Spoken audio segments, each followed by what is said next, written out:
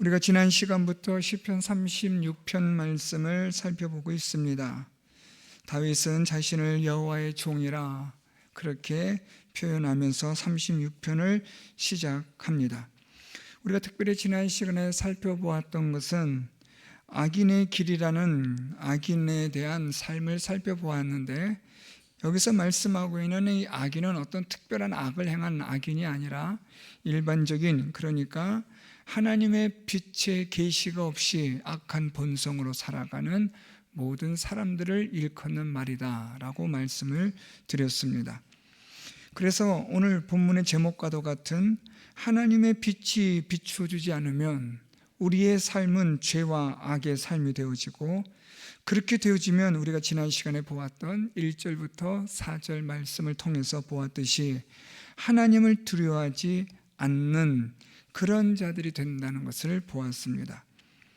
하나님을 두려워하지 않는 자들, 그들이 곧 악인이고 그들이 곧 죄인들인데, 하나님을 두려워하지 않는 것은 그 안에 있는 죄의 본성이 우리의 영혼의 눈을 가리우기 때문입니다.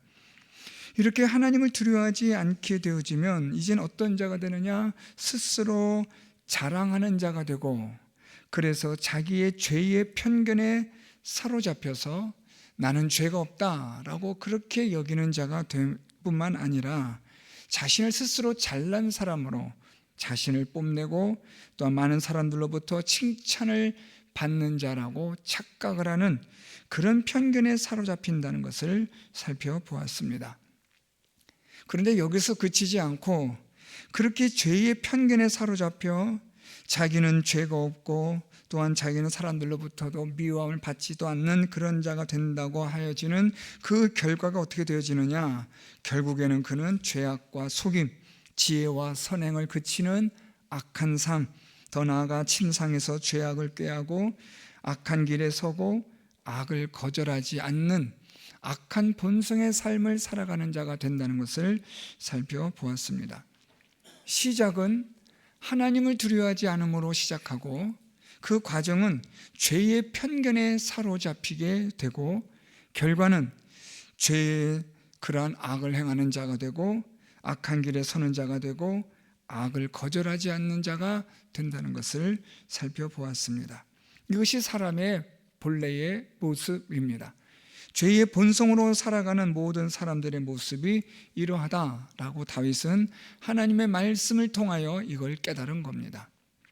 이제 오늘 본문을 통해서 다윗이 말하고 있는 것은, 자, 그렇다면 우리는 이런 우리의 인생, 죄의 본성으로밖에 살아갈 수 없는 우리들이 어떻게 살아야 하느냐라는 것에 대한 오늘 그 해답을 다윗이 제시해 주고 있습니다. 오늘 본문 우리가 읽었던 5절과 그리고 6절 말씀을 통해서 보면 다윗은 중요한 것 몇 가지를 우리에게 말해주고 있습니다. 먼저 오늘 우리가 읽었던 본문에서 보면 5절에 여호와여 주의 인자심이 하늘에 있고 주의 진실하심이 공중에 사무쳤으며, 6절에 주의 의는 하나님의 산들과 같고 주의 심판은 큰 바다와 같으니이다 라고 다윗이 이렇게 표현하고 있습니다. 오늘 여기서 다윗이 말하고 있는 5절과 6절에서 중요한 네 가지를 우리가 살펴보게 되는데요, 그 첫 번째가 주의 인자하심, 두 번째가 주의 진실하심, 세 번째가 주의 의, 네 번째가 주의 심판이라는 중요한 단어를 다윗이 사용하고 있습니다. 이 네 가지는 우리가 지난 시간에 보았던 1절부터 4절까지 사람은 죄의 본성으로 인하여 하나님을 두려워하지 않고 죄의 편견에 사로잡히게 되고 죄에 빠져 넘어질 수밖에 없는 그런 악한 자의 삶을 살아갈 수밖에 없는 우리 사람에 대하여 사람이 어떻게 이 악인의 길에서 벗어날 수 있느냐라는 그 방법을 제시하는 것이 5절과 6절에 기록되어진 네 가지를 말하는 것들입니다. 먼저 다윗은 그 첫 번째로 주의 인자하심이 하늘에 있고 라고 말하고 있습니다. 그래서 주의 인자하심, 우리가 시편을 통해서도 아주 자주 등장되어지는 그런 기록되어지는 단어이고 익숙한 단어인데요, 이 주의 인자하심이라는 것은 하나님의 언약에 근거한 사랑, 자비, 이렇게 이해하시면 됩니다. 그래서 주의 인자하심이라는 것은 하나님의 언약적인 그러한 자비하심에 대한 하나님의 속성을 말한다고 보시면 됩니다. 하나님이 우리를 사랑하시는데 우리를 사랑하시는 것은 어디에 근거하느냐? 하나님의 언약에 있다라는 겁니다. 이 하나님의 언약은 조금 더 우리가 한 걸음 더 나아가면요, 하나님의 이 택하심, 예정하심, 작정하심 속에 있는 하나님의 언약입니다. 하나님의 예정과 하나님의 작정하심을 통하여 하나님이 택하신 자들을 하나님이 사랑하시겠다라는 그 하나님의 언약에 근거한 사랑, 자비, 이것이 오늘 본문에 등장하는 주의 인자하심입니다. 이 주의 인자하심이 하늘에 있다라고 오늘 다윗은 그렇게 표현하고 있는데요, 하늘에 있다라는 것은, 이 표현은, 이 히브리어적인 이 의미는 하늘에 가득하다, 충만하다, 완전하다라는 뜻입니다. 즉 하나님의 그 언약에 근거한 하나님께서 택하신 자들을 향한 하나님의 사랑이 하늘에 충만하고 완전하다, 이 세상에 완전하게 드러나고 나타난다라고 오늘 다윗은 그렇게 말하고 있습니다. 두 번째로 다윗이 말하고 있는 것은 주의 진실하심이라는 겁니다. 우리 5절 하반절에 주의 진실하심이 공중에 사무쳤으며 라고 표현하는데요, 여기서 주의 진실하심이라는 것은 방금 우리가 읽었던 인자하심과 연결되어져 있는데, 인자하심은 하나님의 언약에 근거한 사랑, 자비하심이라고 말씀드렸는데, 진실하심은 그런 하나님의 언약에 근거한 사랑과 자비가 성실하시다, 변함이 없다, 영원하다 라는 뜻입니다. 그러니까 하나님의 그 인자하심과 하나님의 진실하심은 함께 조화를 이루는 거죠. 하나님의 언약에 근거한 하나님의 그러한 작정하심과 예정하심을 따라 하나님께서 택하신 자들을 하나님이 약속에 따라 그들을 사랑하시고 자비를 베푸시는데, 이것이 진실하다, 변함이 없다. 또한 이것은 하나님께서 우리에게 성실하게 나타나시는 하나님의 신실하심이다 라는 의미가 됩니다. 그래서 오늘 다윗은 5절에서 하나님의 인자하심과 진실하심, 그리고 하나님의 인자하심은 하늘에 있고 또한 하나님의 진실하심은 공중에 사무쳤다라는 표현을 쓰고 있는데, 이것은 방금 우리가 5절에 읽었던 것처럼 하늘에 있다라는 완전함, 충만함과 같은 의미로 보시면 됩니다. 그래서 다윗은 5절을 통해서 하나님의 인자와 하나님의 진실하심, 하나님의 사랑과 하나님의 그 성실하심, 신실하심, 이것을 지금 다윗이 강조하고 있고요, 이제는 6절로 내려오면 다윗이 또 두 가지를 말하고 있는데, 그것이 주의 의와 주의 심판입니다.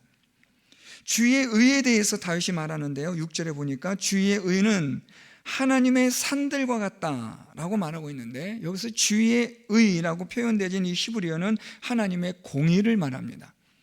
하나님의 이 공의가 하나님의 산들과 같다라는 말은 견고하다, 변함이 없다, 흔들림이 없다라는 뜻입니다. 즉 하나님의 공의는 흔들림이 없이 변함없는 영원한 지속적인 것이다 라는 것을 지금 다윗이 표현하고 있는 겁니다. 그리고 마지막 네 번째로 다윗이 말하고 있는 6절에 있는 하나님에 대한 주의 심판은 큰 바다와 같다라고 그렇게 말하고 있습니다. 여기서 하나님의 심판이라는 이 심판의 히브리적 의미는 우리가 생각하는 종말의 심판을 뜻하는 것이 아니라, 이 심판의 원래의 뜻은 다스리다, 통치하다라는 뜻을 가지고 있는 단어입니다. 그래서 다윗은 말하기를 하나님의 다스리심은 큰 바다와 같습니다 라고 표현하고 있는데, 여기서 흥미로운 것이 다윗이 하나님의 다스리심을 큰 바다와 같다라고 표현하고 있는 대목입니다. 큰 바다와 같다라는 말에 있어서 큰 바다라는 것은 여러분 우리가 아직 다 알지 못하는 그런 세계입니다. 우리가 이 땅에 하나님께서 창조하셨고 우리를 사람으로 땅에 살아가게 하시지만, 사람에게 있어서 잘 알 수 없는 세상이 곧 저 영원한 우주와 그리고 저 바다를 말하고 있는 거죠. 따라서 이 바다라는 이 의미는 이해할 수 없는, 측량할 수 없는 이라는 그런 상징적 의미를 표현할 때 종종 사용하곤 합니다. 그래서 하나님의 다스리심이 큰 바다와 같다라는 말은 하나님의 다스리심과 하나님의 섭리하심과 하나님의 역사는 우리로서는 다 이것을 측량할 수 없는 깊고 깊은 오묘한 하나님의 섭리다, 하나님의 다스리심이다 라는 것을 다윗이 지금 말하고 있는 겁니다. 자, 그러면 오늘 다윗은 지금 1절부터 4절까지 사람은 하나님 앞에서 하나님을 두려워하지 않은 악한 자로서 죄의 편견에 사로잡혀서 죄를 짓고 살아가는 그 사람이 어떻게 이것을 극복할 수 있느냐라는 것을 다윗이 지금 해답으로 이야기하고 있는데, 그런데 5절과 6절에 보면 의외로 그런 해답이 나오질 않아요. 그냥 5절과 6절에는 하나님의 속성만 언급하고 있는 것처럼 보입니다. 그렇죠? 5절과 6절에 보면 하나님의 인자하심, 자비하심, 또한 여기 따르는 하나님의 진실하심, 그리고 하나님의 공의, 그리고 여기 또한 따르는 하나님께서 행하시는 그런 큰 하나님의 성실하심을 나타내어지는 그런 하나님의 그 공의에 대한 것들을 지금 다스리심을 말하고 있는데, 이런 것들이 무슨 의미가 있느냐라고 우리가 생각해 볼 수 있는데, 이제 여기에 대한 아주 중요한 구절이 6절 하반절에 있습니다. 6절 하반절에 여호와여 주는 사람과 짐승을 구하여 주시는 분이십니다 라고 다윗이 말하고 있는 거예요. 자, 그러니까 하나님께서 사람과 짐승을 구원하시는 하나님 되시는데, 하나님의 이 구원하심은 어디에 근거하고 있느냐? 그것은 우리가 방금 읽었던 5절과 6절의 하나님의 속성, 다시 말하면 하나님의 인자하심과 하나님의 진실하심과 하나님의 그 공의와 하나님의 다스리심, 이것에 의하여 하나님께서는 사람과 짐승을 하나님이 구원하여 주신다라는 말입니다. 그러니까 여러분, 우리가 1절부터 4절까지 사람은 어떤 존재냐면, 사람은 죄악된 존재로서, 악한 존재로서 하나님을 두려워하지 않고 죄의 편견에 사로잡혀 죄를 범하는 그런 악한 존재로서 그 이 사람에게는 영원한 심판밖에 있을 수밖에 없는, 심판에 이를 수밖에 없는 그런 한계에 있는 사람인데, 그런데 이 사람을 구원하시는 분이 누구시냐? 바로 하나님이시다. 그 하나님이 우리를 어떻게 구원하시느냐?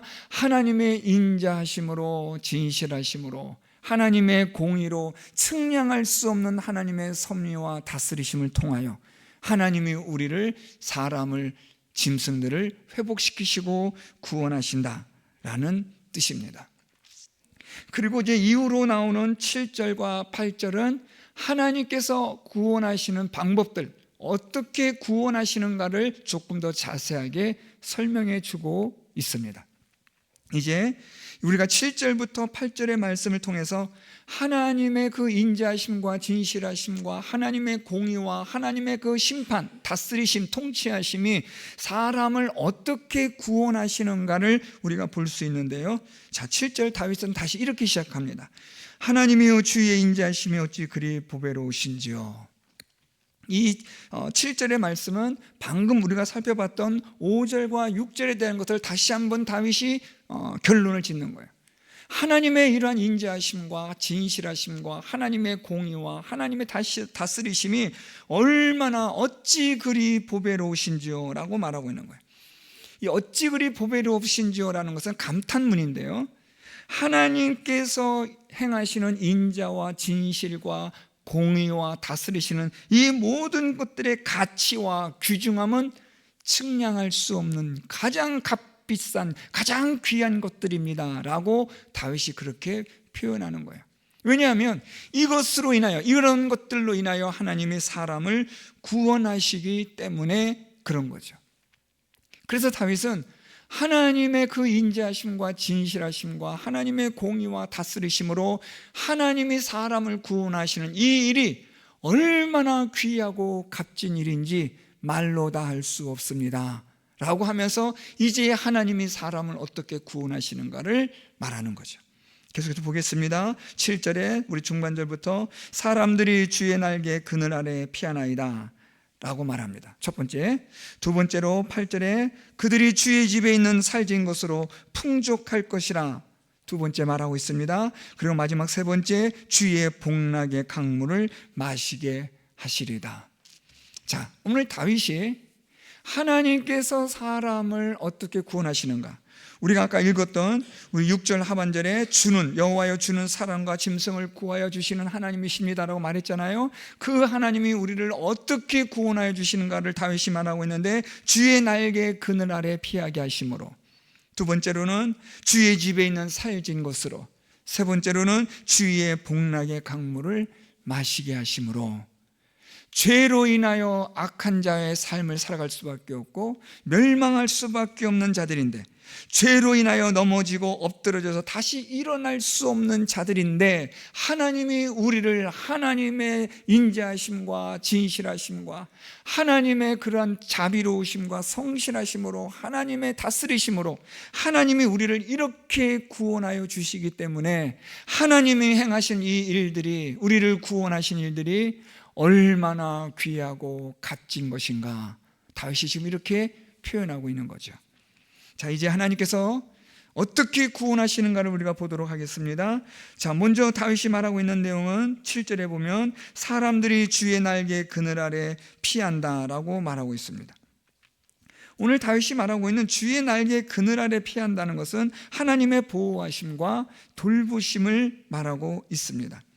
오늘 다윗은 말하기를, 우리가 하나님에게로만 나아가기만 하면, 하나님을 찾고 구하는 자가 되기만 하면 하나님은 우리를 돌보시고 보호하시는 하나님이 되신다는 것을 먼저 말하고 있습니다.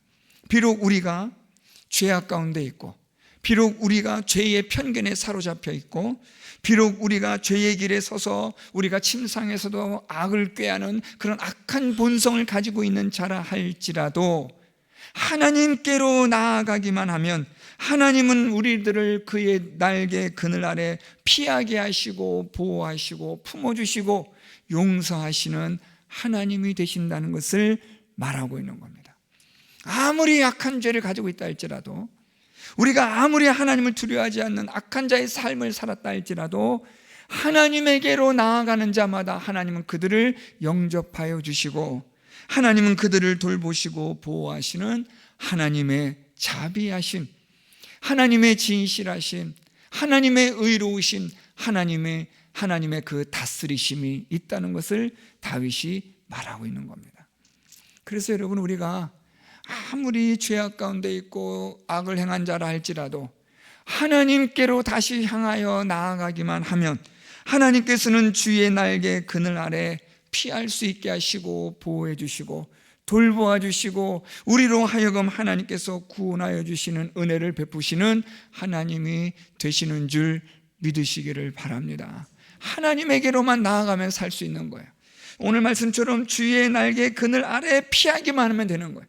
주의 날개 아래만 나아가면 하나님은 우리를 덮어주시고 용서하시고 불쌍히 여겨주시고 은혜를 베풀으시는 하나님 되신다는 것을 다윗이 말하고 있습니다. 두 번째는요, 8절인데요, 그들이 주의 집에 있는 살진 것으로 풍족할 것이라. 이제 하나님께 나아간 자들에게 하나님께서 어떤 은혜를 베푸시느냐, 주의 집에 있는 살진 것으로 라고 말합니다. 이 살진 것이라는 히브리어는요, 최고의 것, 최상의 것, 가장 좋은 것, 이것을 표현하는 말입니다. 하나님께로 나아가면 하나님은 우리를 용서하시고 우리를 보호하시고 돌봐 주시는데, 무엇보다도 하나님은 하나님의 집에 있는 가장 좋은 것으로, 최고의 것으로 우리를 풍족하게 해주시는 하나님이 되신다라는 말씀입니다. 하나님은 우리에게 주실 때 그냥 아무렇게나 대충 주시는 분이 아니라 살진 것으로, 가장 좋은 것으로, 최고의 것으로 우리로 하여금 하나님께서는 만족시켜 줄 수 있는 가장 아름다운 것으로 우리에게 풍족하게 해주시는 하나님이 되신다는 것을 오늘 다윗이 말하고 있는 거예요. 하나님에게만 나아가면 하나님은 우리를 보호하시고 돌보시는 하나님 되실 뿐만 아니라 우리를 용서하시고 품어주시는 하나님이 되시는 그 하나님만 아니라 이제는 우리에게 가장 좋은 것으로 먹이시고 입히시고 풍족하게 해주시는 하나님이 되신다라는 겁니다. 저는 이 말씀을, 이 구절을 묵상하면서 탕자의 비유가 생각이 났습니다. 탕자가 허랑방탕한 삶을 살다가 그가 이제 헐벗다가 아버지께로 돌아왔는데 아버지는 그의 옷을 벗기고 손에 가락지를 끼우고 가장 좋은 것으로 먹이고 입히는 그 아버지에 대한 예수님의 비유를 기억합니다. 하나님에게만 나아가면 말입니다, 하나님의 날개 그늘 아래 피하는 자가 되기만 하면 하나님은 저와 여러분 우리에게 하나님의 집에 있는 가장 좋은 것으로 우리에게 풍족하게 해주시는 하나님이 되시는 줄 믿습니다. 여러분, 이 세상에서 우리가 이런 것들을, 이런 대접을 어디서 누구에게 받을 수 있겠어요? 오직 하나님만이 우리에게 가장 좋은 것으로 풍족하게, 이 풍족하다라는 말을 거꾸로 말하면요, 만족하게라는 거예요. 더 이상 어떤 것으로 인하여 우리가 무언가를 원함이 없는, 더 이상 어떤 것들에 대하여서 우리가 부족함을 느끼지 못하는, 완벽하게 완전하게 하나님께서 우리의 만족을 채워주시는 그런 하나님이 되신다는 것을 말해주고 있는 겁니다. 자, 이제 배를 채웠죠, 만족하게 되었죠. 그 다음 세 번째입니다. 오늘 우리 8절 하반절에 주께서 주의 복락의 강물을 마시게 하시리다 라고 말합니다. 자, 지금 우리가 하나님의 그런 인자하심과 진실하심과 하나님의 공의와 하나님의 다스리심을 통하여 하나님이 우리 사람을 구원하시는데, 하나님의 그 구원하시는 일은 너무나도 우리는 말로 다 감당할 수 없는 놀라운 하나님의 은혜인데, 그 하나님의 은혜로 우리를 구원하시는데 하나님께로 피하는 자를 하나님은 돌봐 주시고 보호해 주시고, 그리고 하나님의 집에 있는 가장 좋은 것으로 우리를 만족하게 해 주셨고, 세 번째입니다. 오늘 이 8절 하반절에 주께서 주의 복락의 강물을 마시게 하시리다 라고 표현하고 있습니다. 그래서 이 주의 복락이라는, 이 복락이라는 히브리어는요, 에덴이라는 뜻인데요, 여러분들이 잘 아시는 것처럼 여호와 하나님이 동방 에덴에 동산을 창설하시고라는 창세기 2장 8절에 있는 단어와 동일한 단어입니다. 이 에덴이라는, 이 복락이라는 이 뜻은 히브리어는 기쁨, 즐거움이라는 거예요. 오늘 이 다윗은 주의 기쁨의 강물을 마시게 한다라는 표현을 사용하고 있는데, 이 말은 하나님으로부터 나오는 기쁨과 즐거움을 말하는 거예요. 주의 복락의 강물, 하나님으로부터 하나님이 주시는 기쁨과 즐거움으로 하나님이 우리에게 주신다는 건데, 강물이라는 표현을 사용하고 있어요. 끊임없이, 계속해서라는 겁니다. 하나님께서 우리에게 기쁨과 즐거움을, 하나님의 기쁨과 그 즐거움을 우리에게 계속해서 하나님이 주신다라는 거예요. 누구에게요? 이 악한 본성을 가지고 살아가고 죄의 편견 가운데 살아가고 나는 죄가 없다고 생각하고 살아가고 악을 행하며 살아가는 우리들이지만, 하나님께로 나아가기만 하면, 주의 날개 그늘 아래 피하는 자가 되기만 하면 하나님은 그들을 보호하시고 돌보실 뿐만 아니라 하나님의 집에 제일 좋은 것으로 우리를 풍족하게 배부르게 만족하게 해주시고, 이젠 더 나아가 우리의 영혼의 기쁨과 즐거움을 넘치도록 끊임없이 하나님이 주실 것이다 라고 다윗이 말하고 있는 거죠.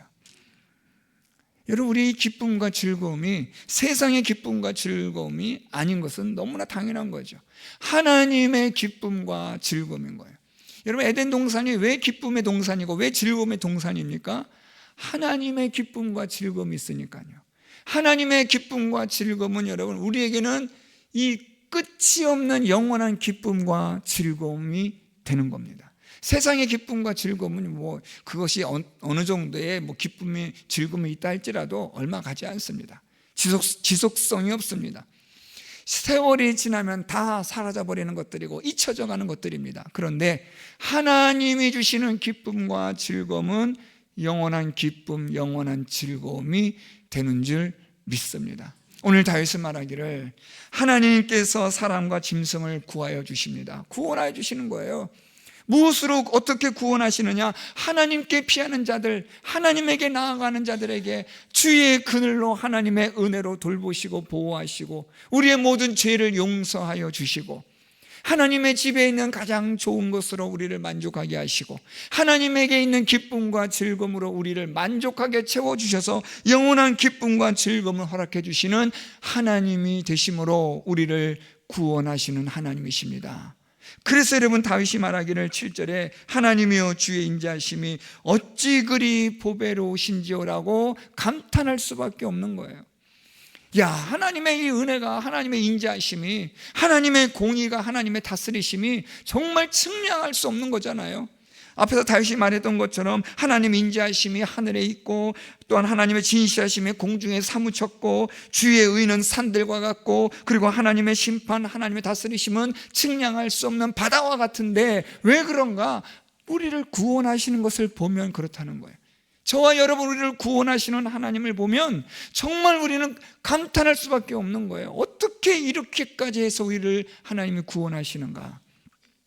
죄악된 존재들인데, 우리 다음 시간 살펴보겠지만 여러분, 이 죄로 인한 우리의 결말은 어떤 것인가를 다윗이 말해주고 있는데요, 우리 12절 36편 12절 마지막 말씀 보면요, 악을 행하는 자들이 거기서 넘어졌으니 엎드러지고 다시 일어날 수 없으리다. 이게 여러분 사람의 현 주소예요.